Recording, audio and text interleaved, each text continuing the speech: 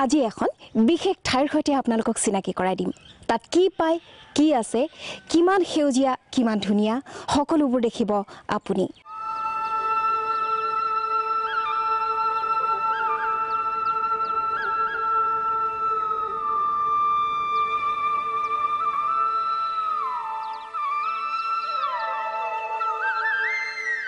এটুকুৰা কুমাৰী পৃথিৱী।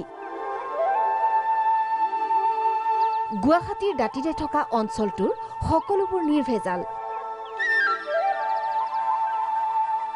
পক্ষীৰ কাকলিত সাৰ পায় কুমাৰী পৃথিৱীৰ জনজাতীয় মানুহবোৰে। পাহাৰীয়া নিজৰা, কুলুকুলু শব্দই জীপাল কৰিছে যান্ত্ৰিকতাই কলুষিত নকৰা ৰাভা গাঁওখন।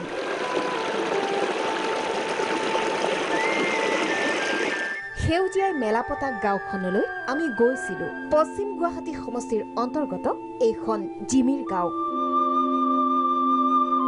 আনুমানিক 1937-38 চনত গাঁওখনৰ নামকৰণ কৰিছিল ভাষা ৰুজা হেমচন্দ্ৰ বৰুৱাই।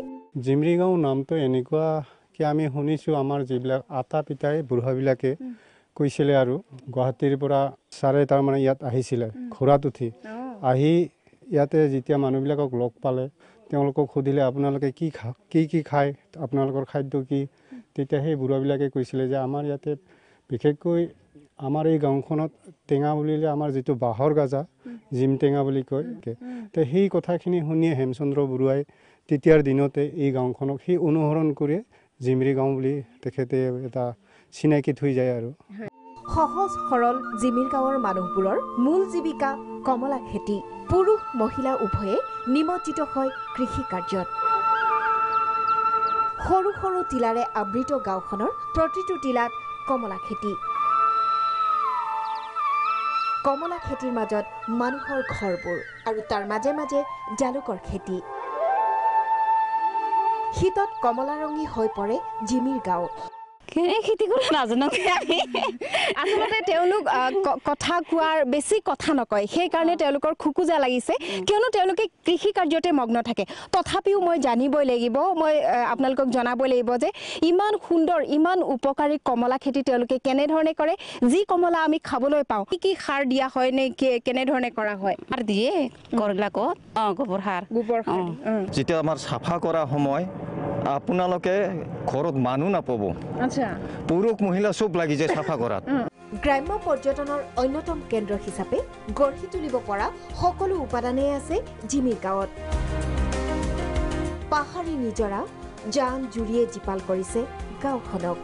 কাশ্মীৰ বা অইন ঠাইলৈ আমি যাবই নালাগে, হয়নে? আমাৰ জিমিৰ গাঁও আমাৰ গুৱাহাটীৰ কাষতে ইমান সুন্দৰকৈ লাগি আছে, দেখাটো ইমান সুন্দৰ। ট্ৰেকিঙৰ ব্যৱস্থা আছে ইয়াত, ৱাকিং কৰিব পাৰি, টুৰিজিমৰ এটা ভাল কনচেপ্ট ল'ব পাৰি ইয়াতে। হয়, যিহেতু গ্ৰাম্য পৰ্যটনৰ যথেষ্টখিনি সম্ভাৱনা আছে জিমিৰ গাঁও। আৰু জিমিৰ গাঁও আপোনালোকে ভাবিব যিটো সমষ্টি আপোনাৰ পশ্চিম গুৱাহাটী সমষ্টিৰ আণ্ডাৰত পৰে। তো পশ্চিম গুৱাহাটীৰ সমষ্টিৰ ওচৰতে, মানে গুৱাহাটীৰ ওচৰতে, গুৱাহাটীৰ গাতে লাগি থকা এনেকুৱা এটা অঞ্চল য'ত আপোনালোকে কমলাৰ বাগানে বাগানে ট্ৰেকিং কৰিব পাৰে। অকল ট্ৰেকিং কৰে নহয়, অৰ্গেনিক পদ্ধতিৰে যি কমলা কৰে। আমি গুৱাহাটীত বিভিন্ন সময়ত দেখিছোঁ বহুতবিলাক কেমিকেল ইউজ কৰি বহুত দিনলৈকে ৰাখে, কিন্তু ইয়াত আহি আপুনি হাতেৰে ছিঙি যেতিয়া কমলা খাব, ইয়াত কমলাৰ মাজে মাজে খোজ কাঢ়িব, তো সেইটো আমেজ আপুনি ইয়াতে পাব। জিমিৰ গাঁৱৰ এই পৰিৱেশে যেন হাত বাউলি মাতিছে প্ৰতিগৰাকী প্ৰকৃতি প্ৰেমিক। ভিডিঅ' জাৰ্নেলিষ্ট শ্যামলৰ সৈতে ৰঞ্জিতা ৰাভা, প্ৰাগ নিউজ, গুৱাহাটী।